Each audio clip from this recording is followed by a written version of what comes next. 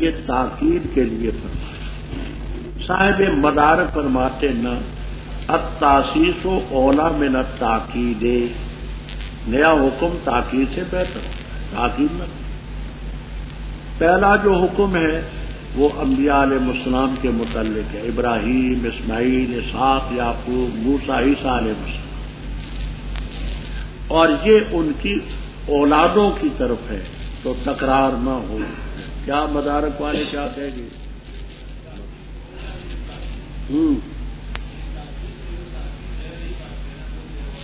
تو وہ کیسے ہوگی؟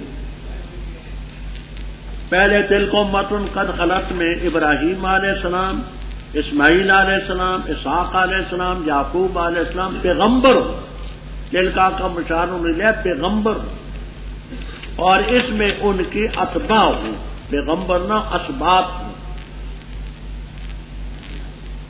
بات سمجھ آ گئی؟ فرمایا ان کے لیے دونوں نے کمایا، تم نے جو تمہارے کمایا، ولا تسألون عما كانوا يعملون۔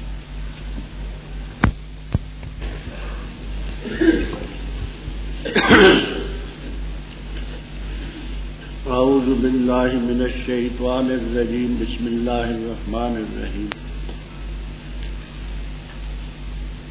بتاکید کہہ دیں گے بے وقوف لوگوں میں سے کس چیز نے پھیرا ان کو ان کے قبلے سے، وہ قبلہ جس پر وہ تھے، تو کہہ دے اللہ تعالیٰ ہی کے لیے مشرق اور مغرب ہدایت دیتا ہے جس کو چاہے صراط مستقیم کی طرف، اور اسی طرح ہم نے بنایا تمہیں امت وسطاً اعتدال والی، تاکہ ہو جاؤ تم گواہ لوگوں پر، اور تاکہ ہو جائے رسول صلی اللہ علیہ وسلم تم پر گواہ، اور نہیں بنایا ہم نے قبلہ وہ جس پر تو تھا، مگر تاکہ ہم جان لیں اس کو جو پیروی کرتا ہے رسول کی ان لوگوں سے جو پلٹتے اپنی دو ایڑیوں کے بل۔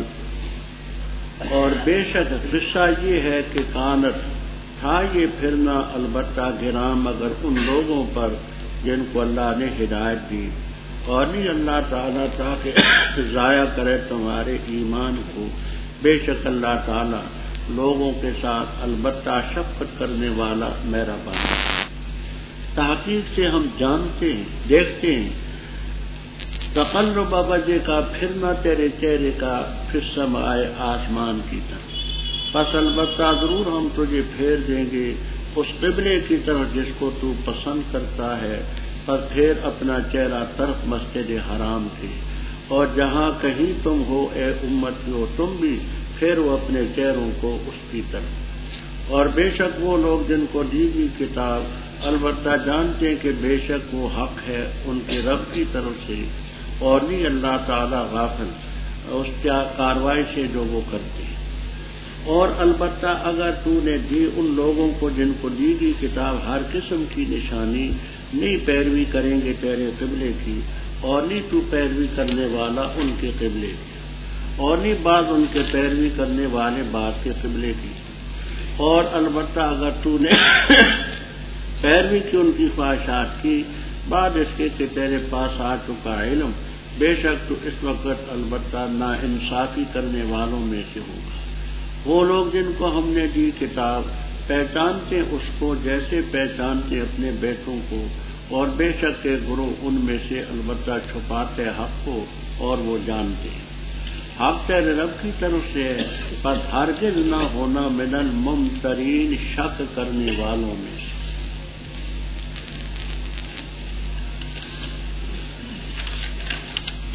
ربط پہلے آپ نے وَلِلَّهِ الْمَشْرِقُ وَالْمَغْرِبُ میں قبلے کا اختصاراً تذکرہ سنا کہ قبلے کی نسخ پر اعتراض کرنے والوں نے اعتراض کیا۔ اس کے متعلق آپ اصولی طور پر بات یاد رکھیں،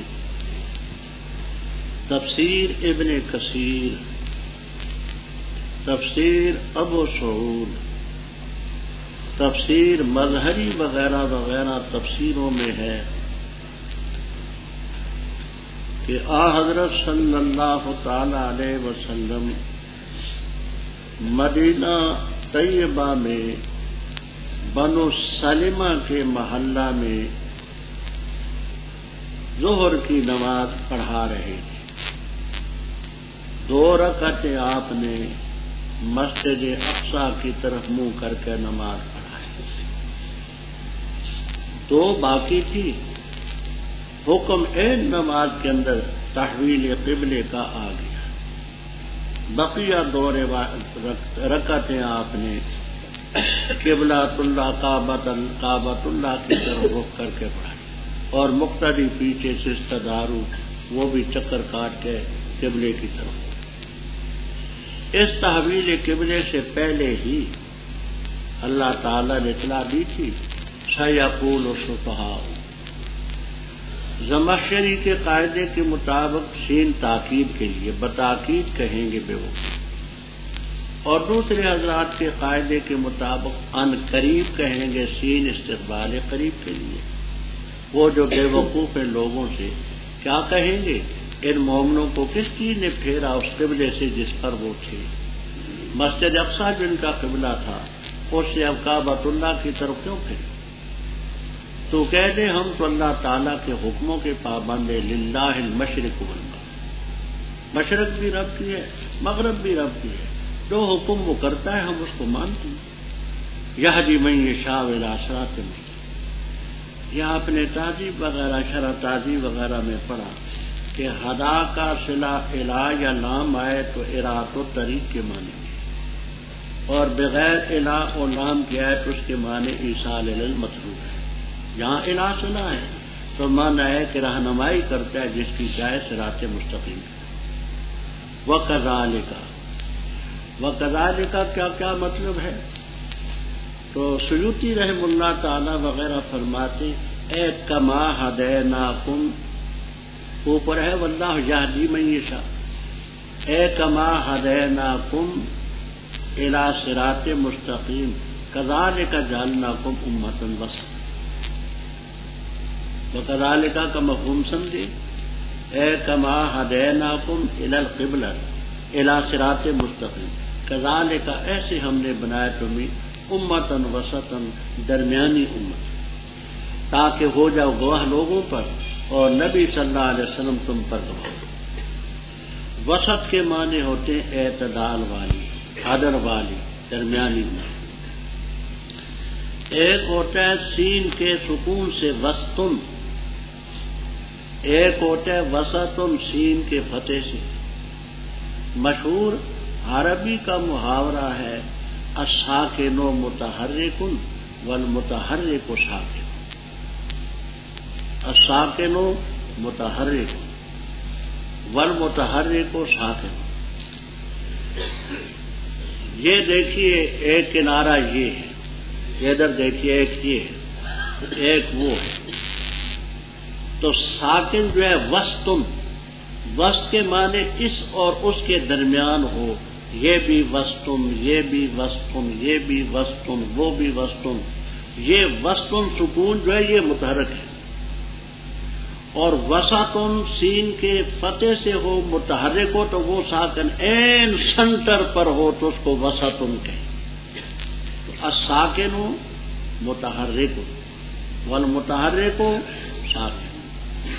تو اس اور اس کے درمیان کہیں بھی ہو وہ وسطن ہوگا، این درمیان میں ہو تو وسطن ہوگا، وہ ادھر ادھر نہیں ہے. اعتدال والی عدل والی امت. اب اس آیت کی تفسیر کیا ہے کہ تم لوگوں پر گواہ بن جاؤ. جیسے اہل بدعت نے یہاں سے ثابت کیا کہ رسول صلی اللہ علیہ وسلم تم پر گواہ ہیں، اور گواہ کا معنی احمد رضا خان کرتے حاضر ناظر، شاہد کے معنی کرتے حاضر ناظر. انا ارسلناک شاہدن، ہم نے تجھے حاضر ناظر بھیجا. لا حول ولا قوت الا باللہ. قرآن کریم کے تراجم میں اتنا غلط ترجمہ سینہ گوری والا خدا گواہ ہے اور کوئی نہیں جتنا اس نے کیا. تفسیروں میں تو بڑا کچھ کرتے ہیں لفظی ترجمے. اب ایک عام سادہ آدمی پڑھے گا کہ شاہدن کے معنی حاضر ناظر کے ہیں، تو وہ سمجھے گا یہ تو قرآن کا مفہوم ہے حاضر ناظر۔ بھائی اگر حاضر ناظر ہونا ہوتا فقہائے کرام رحمہم اللہ تعالی سے زیادہ محتاط طبقہ دین میں کوئی نہیں۔ وہ کہتے کہ ایک کلمہ انسان بولے اس کے 100 معنی ہوں 100، ایک اسلام کا ہو 99 کفر کے، تو قائل کو کافر نہ کہو، ہو سکتا ہے اس نے اسلام والا معنی ہی مراد، وہ 1% پہلو کو بھی نظر انداز نہ کرنے والا طبقہ۔ معنی سمجھتی؟ ایک کلمہ بولے 100 معنی ہو، ایک کم 199 یہ کفر کے ہو، صرف ایک اسلام کا، تو کہتے کافر مت ہو۔ ہو سکتا ہے کہ قائل کی مراد وہ اسلام والا معنی ہے، لیکن یہ بھی تصریح کرتے ہیں اگر کوئی شخص کفر کی شق کو متعین کرے اس کو کافر نہ کہنے والا بھی کافر ہے۔ اتنا محتاط ہے۔ تمام کو کہا حوالے تبرید النوازر میں نے درج کر دیے ہیں، تمام فقہا کے وہ کہتے ہیں کہ آپ کو حاضر ناظر سمجھنا کفر ہے۔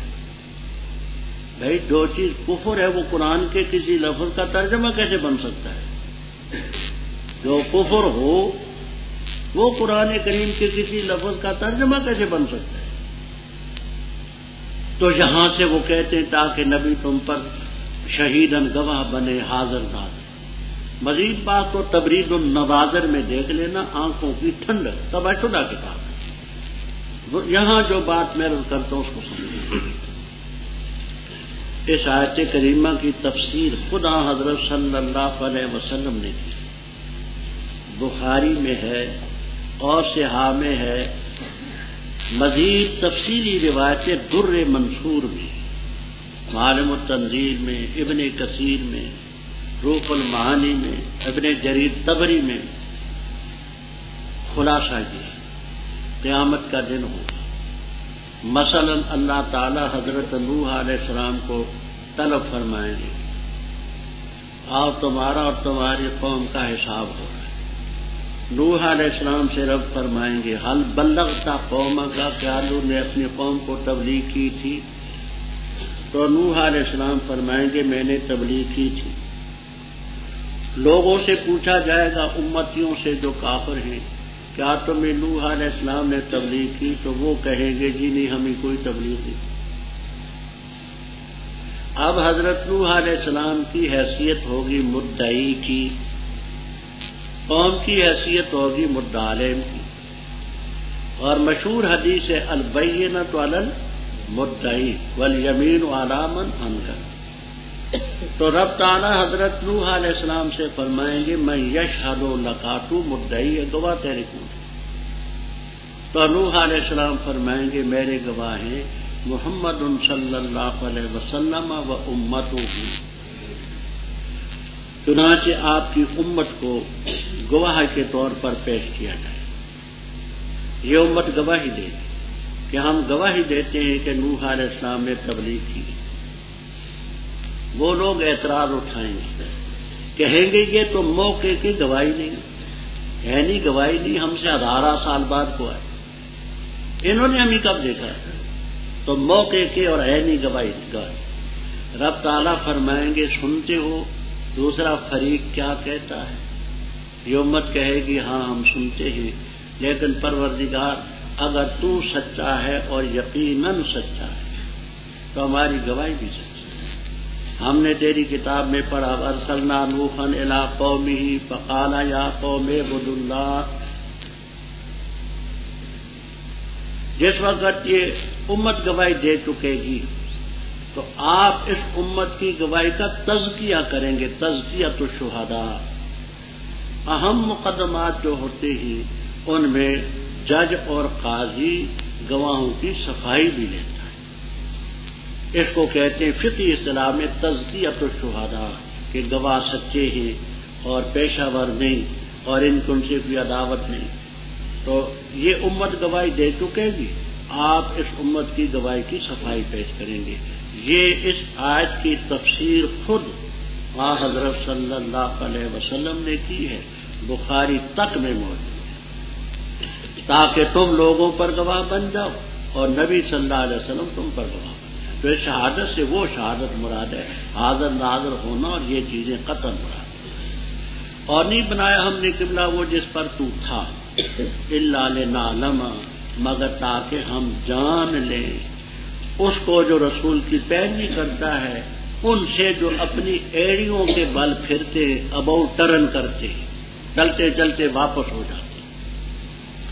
اب نعلم کا معنی سمجھیں، معتزلہ کا یہ باطل مذہب ہے کہ چیزوں کے ظہور سے پہلے رب تعالیٰ ان کو نہیں جانتا، جب چیزیں ظاہر ہوتی ہیں تو رب تعالیٰ کا علم پھر ہوتا ہے۔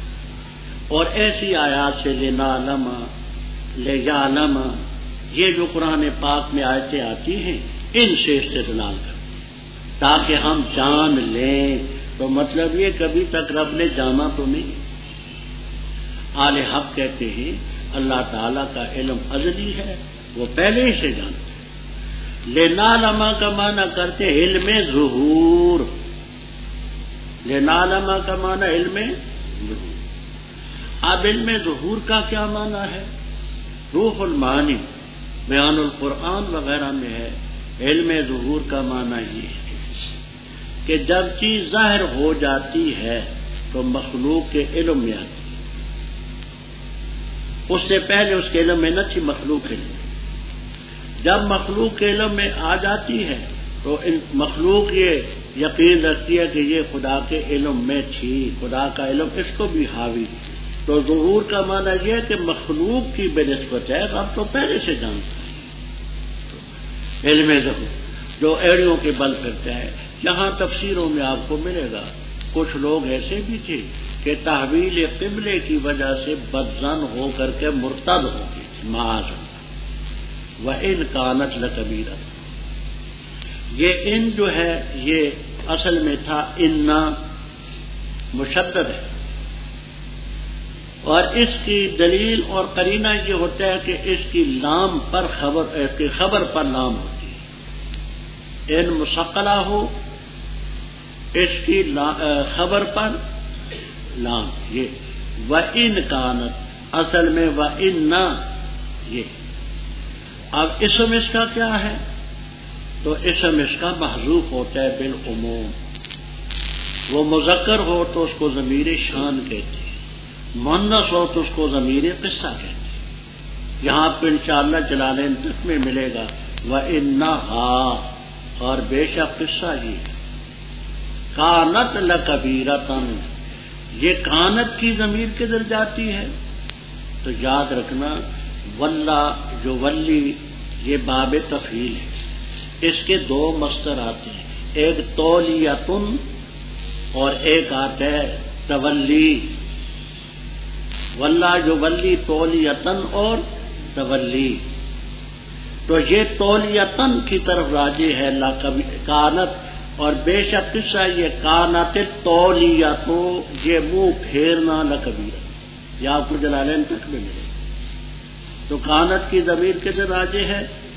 تولیتن جو مصدر ہے واللہ، اور تولی بھی آتا ہے، وہ آگے اس کی طرف بھی ضمیر پھرے، بے شک یہ منہ پھیرنا۔ البتہ مشکل تھا مگر ان پر جن پر اللہ نے ہدایت دی، وما کان اللہ لیضیع ایمانکم، اللہ تعالیٰ تمہارے ایمان کو ضائع نہیں کرتا۔ بخاری میں موجود ہے کہ جس وقت قبلہ بن گیا کعبہ تو 16-17 مہینے لوگوں نے نمازیں پڑھی تھی مسجد اقصیٰ کی طرف۔ بعض لوگوں کو وہم یہ ہوا کہ اس طرف جو منہ کر کے نمازیں پڑھتے رہے منسوخ قبلے کی طرف، ان نمازوں کا کیا ہوا؟ تو بخاری میں موجود ہے ایمانکم اے صلاتکم، اللہ تعالیٰ تمہارے ایمان کو جو اس کا حصہ اہم نماز ہے اس کو نہیں ضائع کرے گا۔ تم نے جو مسجد اقصیٰ کی طرف منہ کر کے نمازیں پڑھی، ہمارے حکم کے مطابق پڑھی، وہ حکم منسوخ تو اب ہوا نا، پہلے تو نہیں۔ بے شک اللہ تعالیٰ انسانوں کے ساتھ لرؤوف الرحیم، شفقت کرنے والا رحیم۔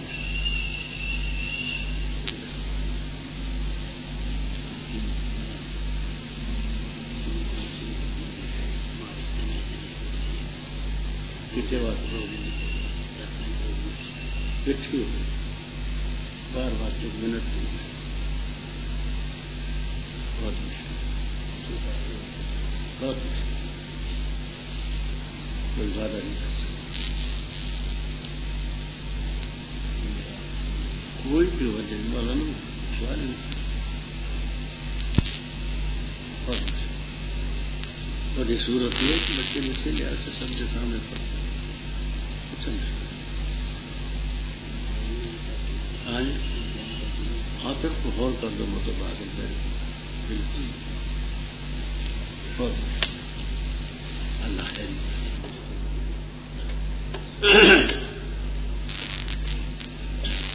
بے شک اللہ تعالیٰ انسانوں کے ساتھ شفقت کرنے والا مہربان ہے۔ بعض محققین فرماتے ہیں انسان 2 چیزوں کا مرکب ہے، ایک جسم، دوسری روح۔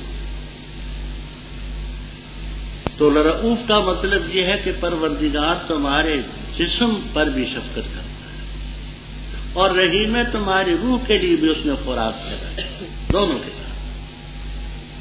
جب قبلے کی تحویل نہیں ہوئی تھی، آپ بار بار آسمان کی طرف رخ اٹھا کر کے منتظر رہتے تھے کہ وحی آئے، میرا قبلہ کعبہ بن جائے۔ اس کا ذکر ہے قد نرى تقلب وجهك۔ آپ نے عام نحو کی کتابوں میں پڑھا ہوگا کہ قد کا لفظ ماضی پر آئے تو تحقیق کے لیے ہوتا ہے، مضارع پر آئے تو تقلیل کے لیے ہوتا ہے، لیکن متن متین، رضی، مغن لبیب وغیرہ میں تصریح ہے کہ قد مضارع پر داخل ہو کر کے بھی تحقیق کا معنی دیتا ہے۔ قد یعلم اللہ الموقین کی مثال پیش کرتی ہے، تو تقلیل نہ ہو، تحقیق سے ہم دیکھتے ہیں تیرے چہرے کو، پھر نہ تیرے چہرے کا پھر سمائے۔ یہی بات نوٹ کر لینا۔ نحات کے 2 گروہ مشہور ہیں، ایک کوفیین، دوسرے بصریین۔ علامہ تاش کبرا زادہ رحمہ اللہ تعالی مفتاح السعادہ و مصباح السیادہ میں لکھتے ہیں کہ بصریین بکسر با بھی ہے اور بفتح البا بھی ہے۔ بصریین کہو تو سچے ہو، بصریین کہو تو سچے۔ تاش کبرا زادہ مشہور امام گزرے ہیں، اور اپنی کتاب مفتاح السعادہ و مصباح السیادہ میں لکھتے ہیں۔ تو 2 طبقے ہیں نحات کے، ایک کوفیین کا، دوسرا بصریین کا۔ کوفیین کے نزدیک قاعدہ یہ ہے کہ حروف جارہ مطلقاً ایک دوسرے کی جگہ آتے رہتے ہیں، من غیر شرط وقید۔ حروف جارہ ایک دوسرے کی جگہ فی جزو نخل، علی جزو نخل، لے یوم القیامت، فی یوم القیامت۔ تو ان کے قاعدے کے مطابق فی بمانے الہ کی، تقلب وجہ کا الی السماء۔ باقی رہے بصریین تو وہ یہاں مضاف مانتے ہیں، وہ کہتے ہیں قد نرى تقلب وجہ کا فی جہت السماء، فی سمت السماء، آسمان کی جہت پر تیرے چہرے کا۔ بس البتہ ضرور ہم تجھے پھیر دیں گے اس قبلے کی طرف جس کو تو پسند کرتا ہے، بس پھیر اپنا چہرہ طرف مسجد حرام۔ اللہ تعالیٰ سب کو حج کی توفیق نصیب فرمائے۔ کعبۃ اللہ سامنے ہو تو اصابت عین الکعبہ، عین کعبے کی طرف رخ پھیرنا فرض ہے۔ ادھر ادھر جہت کر کی طرف پھیرے گا تو نماز نہیں ہو۔ کعبۃ اللہ سامنے ہو تو عین کعبے کی طرف، ادھر ادھر سمت مراد نہیں، اور کعبہ سامنے نظر نہ آئے۔ ولو کان الرجل بمکہ تھا تو سمت کعبہ کعبہ، تو مسجد حرامی میں کعبہ ہے، آپ اپنے رخ کو مسجد حرام کی طرف ہے۔ اور اے امتیوں، تم بھی حیث ما کنتم جہاں تم ہو تم بھی اپنے چہرے طرف مسجد حرام سے بے شک وہ لوگ جن کو کتاب دی گئی لیعلمون البتہ جانتے انہو التولی ابھی میں نے عرض کیا تھا کہ واللہ یولی باب تفعیل کے دو مصدر آتے تولیتن بھی اور تولی بھی، تو یہ ہو کی ضمیر تولی کی طرف، بے شک یہ تولی رخ پھیرنا حق ہے۔ وہ جانتے تھے کہ نبی آخر الزمان آئیں گے، کچھ عرصہ ان کا قبلہ وہ رہے گا پھر وہ رہے گا، اور اللہ غافل نہیں اس کارروائی سے جو وہ کرتے ہیں۔ آگے فرمایا آپ یہ پیچھے نہ پڑے کہ یہ کیوں نہیں مانتے، اور البتہ دے تو ان کو جن کو دی گئی کتاب بکل آیت ہر قسم کی آیت، وہ تیرے قبلے کی پیروی نہیں کی۔ آیت سے حصی بھی مراد لی گئی ہے اور مانوی۔ مانوی کا معنی یہ کہ قرآن کی کوئی بھی آیت آپ سنائے نہیں مانے، حصی آیت کا مطلب معجزہ نہیں مانے، اور تو پیروی نہیں کر سکتا ان کے قبلے کی، کیونکہ تو ہمارے حکم کا پابند ہے، اور نہیں بعض ان کے پیروی کرنے والے بعض کے قبلے۔ وہاں مسجد اقصی میں ایک چٹان ہے صخرۃ بیت المقدس، یہود کا قبلہ وہ صخرہ ہے، نصارہ کا قبلہ اس صخرہ سے من جہت المشرق، یہود کا قبلہ صخرۃ بیت المقدس اور نصارہ کا اس سے من جہت الشرق، آپ کا کعبہ ہے۔ اور اگر تو نے پیروی کی ان کی خواہشات کی علم آنے کے بعد انکا ذل من الظالمین، گزر چکے کل گفتگو۔ تیار کردہ صوت الاسلام کے سینٹر بازار دیگاں والا جڑ محلہ مسجد مولوی عبدالغنی والی گجرانوالا۔ گزر چکے کل گفتہ ہے در حدیث دی، وہ لوگ جن کو ہم نے کتاب دی یعرفونہ، یہ ہو کی ضمیر کدھر جاتی ہے؟ تو اکثر فرماتے ہو کی ضمیر یہ پہلے تھا بات سمجھنا، وما انت اور اتبعتا جاءکا انکا، ان میں سب محمد صلی اللہ علیہ وسلم مخاطب، تو پہلے مخاطب تھے، اب اس کو غائب سے تعبیر کیا، اس کو کہتے ہیں التفات۔ تو ذکر آپ کا اصول ہے پہلے التفات ہے، فرمایا پہچانتے اس نبی کو جیسے اپنی اولاد کو پہچانتے۔ یہاں سیوطی رحم اللہ تعالی نے تفسیر جلالین میں یہ نقل کیا ہے عبداللہ ابن سلام رضی اللہ تعالیٰ عنہ کا قول کہ ہمیں اپنے بیٹوں کے بارے میں تو شک ہو سکتا ہے، لیکن اس نبی کے بارے میں شک نہیں، وہی ہو سکتے ہماری عورتوں نے خیانت کی ہو، ہمارے نہ ہوں، یہ لفظ بھی، اور کہتے رواہ البخاری ہو، لیکن صحیح بخاری میں نہیں، امام بخاری کی اور بھی کتابیں ہیں ان میں یہ روایت موجود۔ دوسرے حضرات فرماتے ہیں کہ ہو کی ضمیر راز بسوئی کتاب ہے، کہ اس کتاب کو جانتے ہیں جیسے اپنے بیٹوں کو جانتے ہیں۔ بے شک ہے گروہ میں حق کو چھپاتا ہے، وہ جانتے ہیں حق تیرے رب کی طرف سے، بس ہرگز شک کرنے والوں میں سے نہ ہو۔ وَلِكُلٍّ اور ہر ایک کے لیے وجہتن ایک قبلہ ہے، وہ اس کی طرف رخ پھیرنے والا ہے، پر سبقت لے جاؤ خیرات بھلائیوں میں، جہاں کہیں تم ہوگے لائے گا تمہیں اللہ تعالیٰ سب کو، بے شک اللہ تعالیٰ ہر چیز پر قادر ہے۔ اور جہاں سے تو نکلے پس پھر اپنا چہرہ طرف مسجد حرام کے، اور بے شک یہ تولی البتہ حق ہے تیرے رب کی طرف سے، اور بھی اللہ تعالیٰ غافل اس چیز سے جو تم کرتے ہیں۔ اور جہاں سے تو نکلے پس پھر اپنا چہرہ طرف مسجد حرام کے، اور جہاں کہیں ہو تم اے امتیو تم بھی پھیرو اپنے چہرے طرف اس کے، تاکہ نہ ہو لوگوں کے لیے تم پر حجت، مگر وہ لوگ جنہوں نے ظلم کیا ان میں سے، پس نہ ڈرو تم ان سے اور ڈرو تم مجھ سے، اور تاکہ میں مکمل کروں اپنی نعمت تم پر، اور تاکہ تم ہدایت پاؤ۔ جیسے بھیجا ہم نے تم میں رسول، تم میں سے تلاوت کرتے ہیں تم پر ہماری آیات، اور تزکیہ کرتے ہیں تمہارے، اور تعلیم دیتے تمہیں کتاب اور حکمت کی، اور تعلیم دیتے تم ان چیزوں کی جن کو تم نہیں جانتے تھے، بس یاد کرو مجھے، میں یاد کروں گا تمہیں، اور میرا شکریہ ادا کرو اور نہ ناشکری کرو میری۔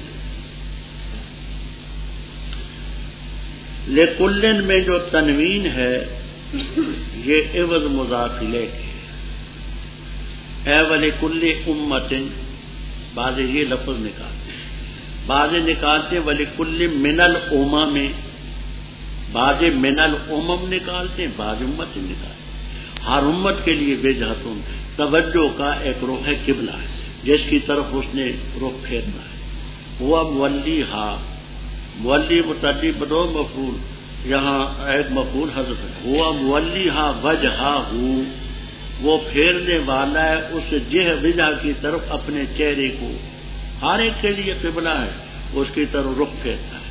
تم بھلائیوں میں سب کچھ لے جاؤ، جہاں کہیں ہوگے اللہ تعالیٰ سب کو لے آئے گا قیامت کے دن، اللہ تعالیٰ ہر چیز پر ربط۔ پہلے آپ نے پڑھا کہ آپ اپنے چہرے کو مسجد حرام کی طرف سے، تو آپ اس وقت مقیم تھے مدینہ طیبہ۔ اب یہ مسئلہ تو ثابت ہوا کہ اقامت میں قبلے کی طرف منہ پھیرنا ہے، سفر کا مسئلہ حل نہ ہو۔ اب سفر کا مسئلہ بتا دیا، وَمِنْ خَيْثُ خَرَجْتَ، جہاں سے تو نکل کر کے جائے نا سفر میں، تو وہاں سے بھی فولی وجہ کا شطر المسجد۔ وہ یہ بتا دیا کہ حضر ہو یا سفر، قبلے کے طرف رخ پھیرنا، اور بے شک یہ تولی حق ہے تیرے رب کی طرف سے، وَمَا اللَّهُ بِغَافِلٍ عَمَّا تَعْمَلُونَ، وَمِنْ خَيْثُ خَرَجْتَ۔ تمام تفسیروں میں آپ کو ملے گا کررہ للتاکید، کیونکہ یہ قبلے کا مسئلہ پہلا مسئلہ تھا جو نسخ ہوئی تھی، اور پہلے جو چیز ہو وہ ذرا شاک گزرے، اس لیے تاکید فرمائی جہاں سے تو نکل کر کے جائے فولی وجہ کا شطر المسجد۔ اب یہاں سے یہ تو ثابت ہوا کہ آپ حضر میں ہوں تو قبلے کی طرف رخ کریں، سفر میں ہو تو کریں۔ اب امتی بیچارے کیا کریں؟ فرمانے امتیوں کا حکم ہے، وَحَيْثُ مَا كُنتُمْ، امتیوں جہاں کہیں تم ہو، تم بھی اپنے چہرے اس کی طرف ہو۔ یہ کیوں کعبۃ اللہ قبلے کی طرف رخ پھیرنے کا حکم کیوں دیا؟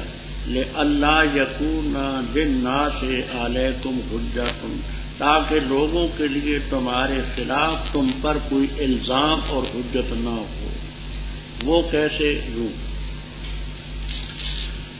پہلی کتابوں میں یہ تھا کہ نبی آخر الزمان صلی اللہ علیہ وسلم نبی القبلتین ہوں گے۔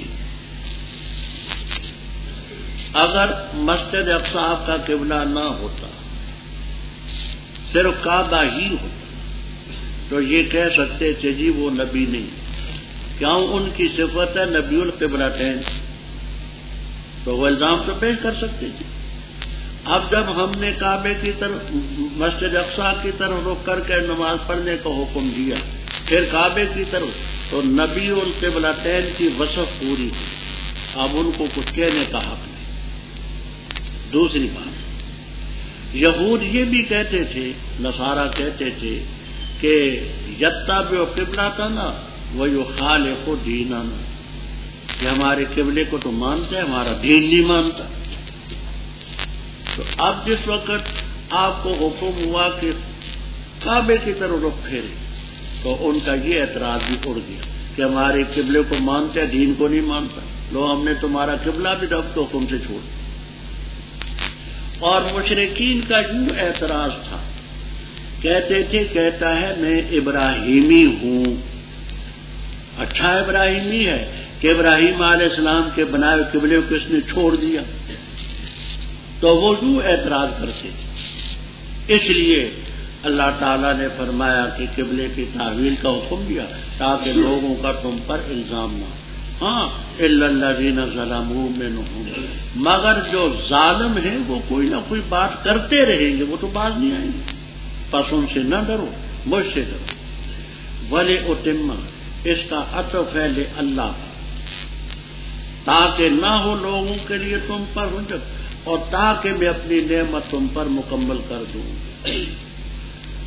اور تاکہ تم ہدایت پاؤ۔ مطلب یہ ہے اللہ تعالی نے سب سے بہتر کتاب تمہیں دی، سب سے اعلیٰ نبی تمہیں دی، جیسے آ رہا ہے اسی طرح قبلہ بھی تمہارا سب سے اعلیٰ ہے، اللہ کی نعمت سے مکمل ہو۔ کما ارسلنا فیکم رسولا، جیسے ہم نے بھیجا تم میں رسول تم میں سے۔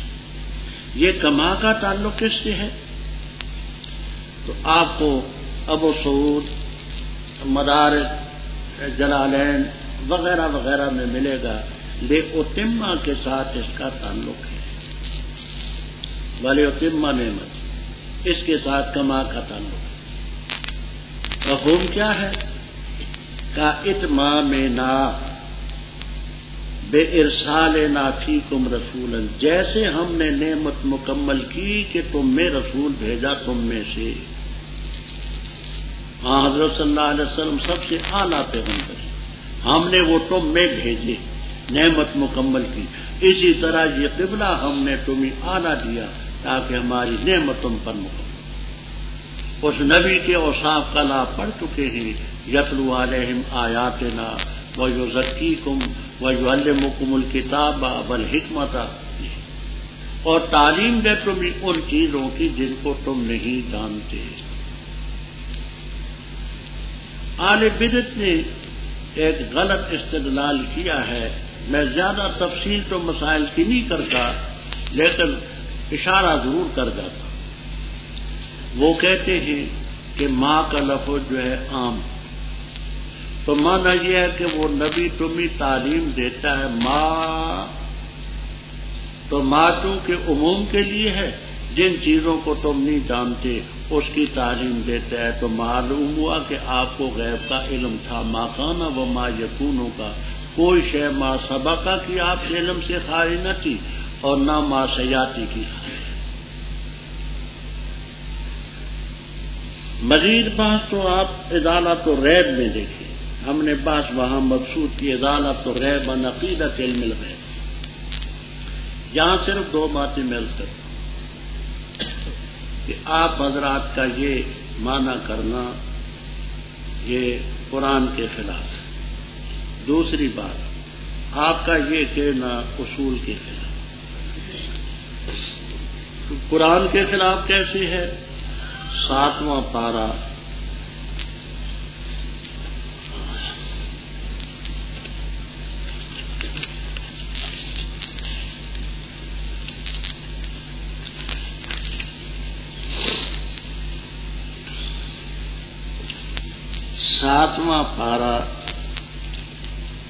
سورۃ الانعام، سورت کا 10واں رکوع ختم ہے، 11واں شروع ہے، اور پارے کا 16واں ختم ہے، 17واں ہفتہ شروع ہے۔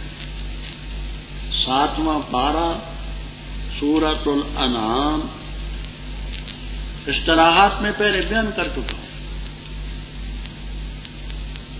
10واں ختم ہے، 11واں شروع ہے سورت کا، اور پارے کا 16واں ختم ہے، 17واں شروع ہے۔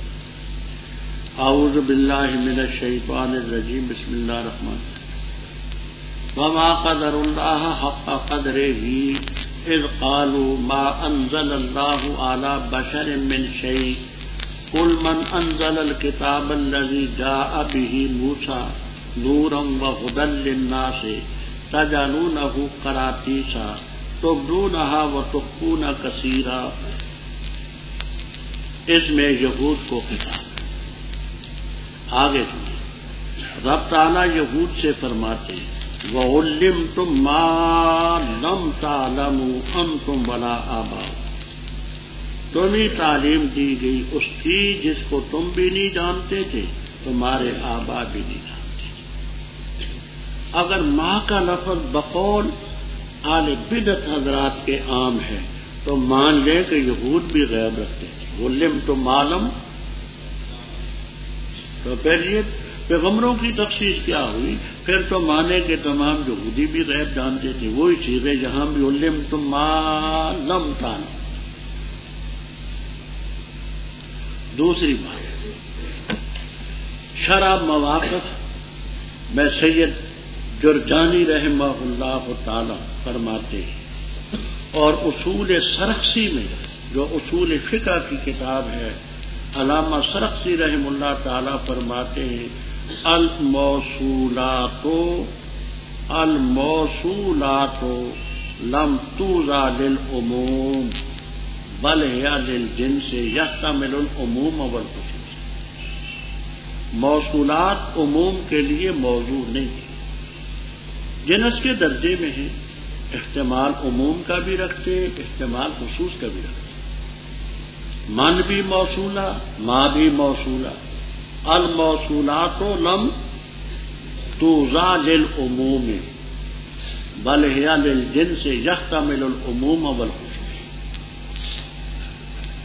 اچھا، فاذکرونی، بس مجھے یاد کرو، اذکر، اس کا ایک معنی یہ کرتے ہیں فاذکرونی بالعبادت والصلاۃ والطاعت اذکرکم اے اجازیکم، تم مجھے یاد کرو عبادات کے ذریعے، میں تمہیں یاد کروں گا، تمہیں بدلہ دوں گا، یہ آپ کو انشاءاللہ العزیز جلالین تک میں ملے گا۔ دوسرا معنی یہ کرتے ہیں، بخاری شریف میں روایت ہے، مسلم میں ہے، ترمذی میں ہے کہ اللہ تبارک و تعالی فرماتے ہیں من ذکرنی فی نفسی ذکرتہ فی نفسی، جس نے مجھے اکیلا تھا، منفرد تھا، اس نے اکیلا یاد کیا تو میں بھی اپنے نفس یعنی اکیلا اس کو یاد کرتا۔ ومن ذکرنی فی ملائن ذکرتہ فی ملائن خیر منہ، جس نے میرا نام کسی جماعت میں لیا، اس جماعت سے بہتر جماعت فرشتوں کی ہے، میں ان میں اس کا ذکر کرتا۔ تو حقیقتاً ذکر مراد ہے، بخاری مسلم ترمذی کی روایت۔ واشکرونی، میرا شکریہ بجانا، ولا تکفرون، اور میری ناشکری نہ کرو۔ یا ایھا الذین آمنوا، اے لوگوں جو ایمان لائے، استعینوا بالصبر والصلاۃ، مدد حاصل کرو صبر کے ذریعے اور نماز کے ذریعے، بے شک اللہ تعالیٰ صبر کرنے والوں کے ساتھ ہے۔ اور نہ کہو ان کو جو قتل کیے جاتے ہیں اللہ کے راستے میں، مردے مت کہو بلکہ زندہ ہے، لیکن تم نہیں شعور رکھو، اور البتہ ضرور ہم تمہارا امتحان لیں گے کسی چیز کے ساتھ، خوف سے اور بھوک سے اور مالوں کی کمی سے اور جانوں کی کمی سے اور پھلوں کی کمی سے، اور خوشخبری سنا صبر کرنے والوں۔ وہ ہے جب ان کو پہنچتی ہے مصیبت، کہتے ہیں انا للہ، بے شک ہم اللہ ہی کے لیے، وانا الیہ راجعون، ہم اسی کی طرف لوٹنے والے۔ وہ لوگ جو ان پر خصوصی رحمتیں ہیں ان کی رب کی، رحمتوں اور عمومی رحمت، اور وہ لوگ ہیں وہ ہدایت پانے والے۔ بے شک صفا اور مروہ یہ اللہ تعالیٰ کی علامات سے ہے، پر جس نے حج کیا بیت اللہ کا یا عمرہ کیا، بس کوئی حرج نہیں اس پر یہ کہ طواف کرے، چکر لگائے ان دونوں کا، اور جس نے دل کھول کر کے کی خیرن نیکی بنائی، بس بے شک اللہ تعالیٰ شاکر قدردان ہے، علیم ہے۔ بے شک وہ لوگ جو چھپاتے ہیں وہ چیز جو ہم نے نازل کی واضح دلیلوں سے اور ہدایت سے، بعد اس کے کہ ہم نے بیان کیا اس کو لوگوں کے لیے کتاب میں، وہ لوگ ان پر اللہ تعالیٰ بھی لعنت کرتا ہے اور لعنت کر کے ان پر لعنت کرنے والے، مگر وہ لوگ جنہوں نے توبہ کی اور اصلاح کی اور انہوں نے بیان کیا، بس وہ لوگ ان پر میں رجوع کرتا ہوں اور میں توبہ قبول کرنے والا مہربان۔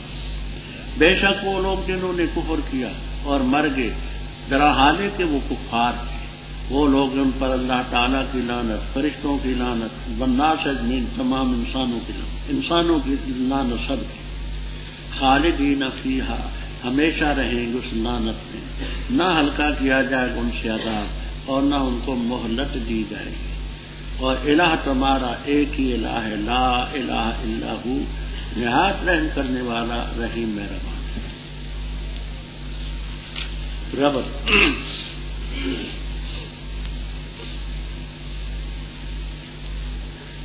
قبلے کے مسئلے پر یہود نے، نصارہ نے، مشرکین نے بڑے اعتراضات کیے، ہر وقت پروپیگنڈا، ہر وقت باتیں، اور بھی آپ کے خلاف بڑا کچھ کہتے ہیں، ان سے مسلمانوں کو صدمہ ہوتا۔ آج ہم بھی اسلام کے خلاف کوئی چیز سنیں تو خوف تو ہوتی ہے، حالانکہ ہمارے ایمان کی نسبت ان کے ایمان کی طرف اتنی بھی نہیں جتنی رائی کا دانہ اور پوہ ہمالیہ۔ اللہ تعالیٰ نے فرمایا ان لوگوں کی طرف توجہ نہ کرو، اے لوگوں جو ایمان لائے ہو، استعینوا بالصبر والصلاۃ، اللہ سے مدد حاصل کرو صبر کے ذریعے نماز کے ذریعے، بے شک اللہ تعالیٰ صبر کرنے والوں کے ساتھ۔